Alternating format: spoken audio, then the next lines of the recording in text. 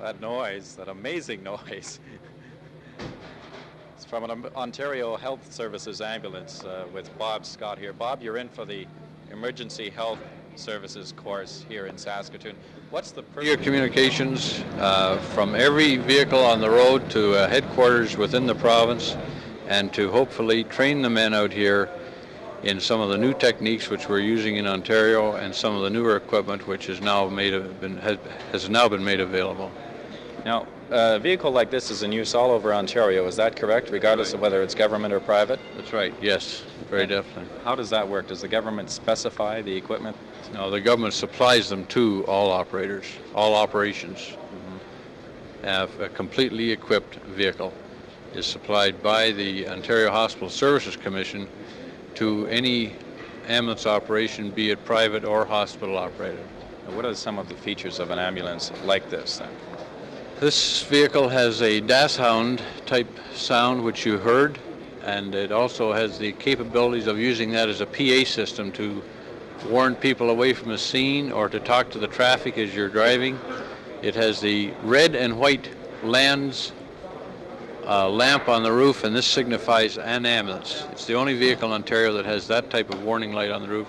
2 warning lights on the front, 2 on the back, and a hood light, flashing hood light, which will shine into the back window of the cars you're following, and through the chap's mirror make him more aware of a vehicle following him from behind.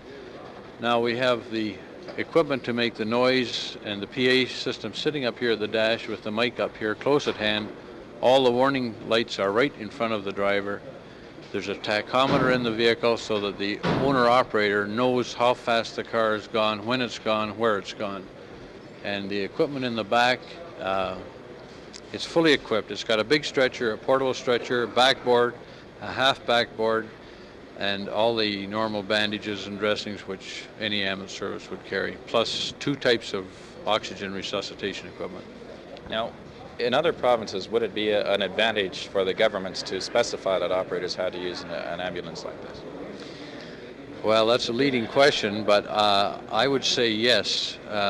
Ambulance service is part of an overall medical health plan, and it's my personal feeling that if the vehicles were standardized and the training was standardized, then the people not only of Ontario or Saskatchewan, but all over Canada are going to benefit in the long run through cheaper rates, cheaper costs for ambulance service. Now, the main purpose of an ambulance, if I'm correct, is to get people to a place where they can be taken care of in a hurry as quickly as possible. Right. Now, how does one accomplish this besides the equipment? What about training? Well, the training in Ontario, we have anyone who comes in for a job in ambulance service must have a St. John ambulance certificate. He must have a chauffeur's license with no charges against it for speeding, etc. And then we take him and we give him in-service training, and then after approximately 12 months of work on the ambulance, if he looks like he's going to be a good employee, we send him to Camp Borden, which is an old army base in Ontario, for an extensive 4-week course, 2 weeks of anatomy and physiology, 2 weeks of emergency patient care. And this is also paid for by the government. And when a chap comes out of this, then he's had all the medical training that he's able to assimilate in that period of time, plus a defensive driving course. All graduates receive a certificate in defensive driving, and he knows how to use the equipment which is in each ambulance to the utmost of its ability. Thank you, Bob. Yesterday, Bob, we covered a little bit about some of the equipment you have in here, and also a little bit about training of operators in Ontario. Now, what about ambulance operators in Saskatchewan? Well, this course that's being held this week is sponsored by the Saskatchewan Road Ambulance Association, and they've asked me to come out from Ontario to just simply explain what we're doing in Ontario in an attempt to bring the Saskatchewan boys training up, their standards up, and with the use of this vehicle, show them what we're using in Ontario for a vehicle and the cabinets, etc., and plus the equipment that we have in it. This is our big stretcher, and we have portable stretcher in there, stair chair, long cervical board at the back door there. This is where the portable stretcher sits. And our equipment in here, it's all lined up. Everything is ready to go, and we have double heater system so that when the vehicle is sitting parked, there's an outlet on the far side. You plug it in and the interior of the vehicle is warm at all times.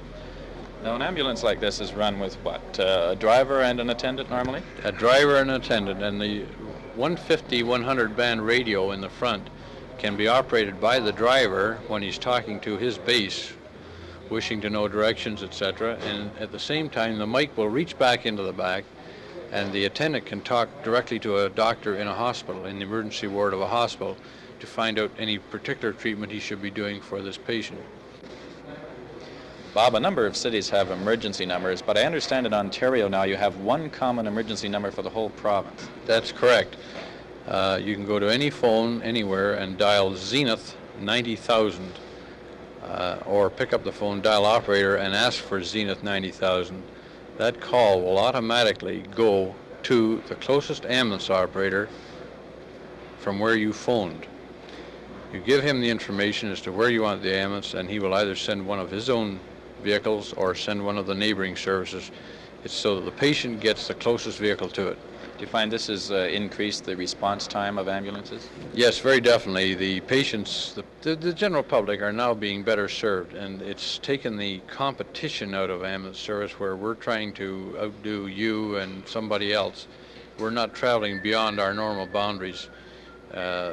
All we're interested in is serving the public, and so if the call is closer to you, we'll send it to you and let you look after them, because we trust you and your service as well as we trust our own. Now, as far as rescue, these aren't rescue vehicles, are they? No, they're not. All we carry in them in the way of rescue is 2 crowbars, 2 hacksaws, a screwdriver, length of chain, 2 lengths of rope, 150-foot length of rope, and a few other minor odds and ends, just to simply assist us to get into cars that are smashed up. We don't attempt to rescue people from cliffs, etc. That's a rescue squad job. This type of vehicle now has been standardized all over the province. Why was this done? The vehicle was standardized to, first of all, make it easier for the designers to make up massive numbers of roof, side panels, etc., boxes, cushions. All vehicles could be made of exactly the same design internally. We are using, this is a Ford product, we are using GM and Chrysler products as well. All 3 motor companies were asked to design a vehicle which could entail all the facilities that are in this particular vehicle. The design was brought forth. It's much cheaper to put 2 or 3 of these vehicles on the road in the price of 1 Cadillac or 1 Pontiac or Oldsmobile ambulance. And what about stationing of ambulances in Ontario? Will they be stationed at hospitals as opposed to just private owners? Yes, very shortly, most hospitals in Ontario will have an ambulance based at it, be it hospital operated or privately operated. Therefore, the hospitals will have ambulances, and so will some private operations spaced throughout the area. Thanks very much, Bob.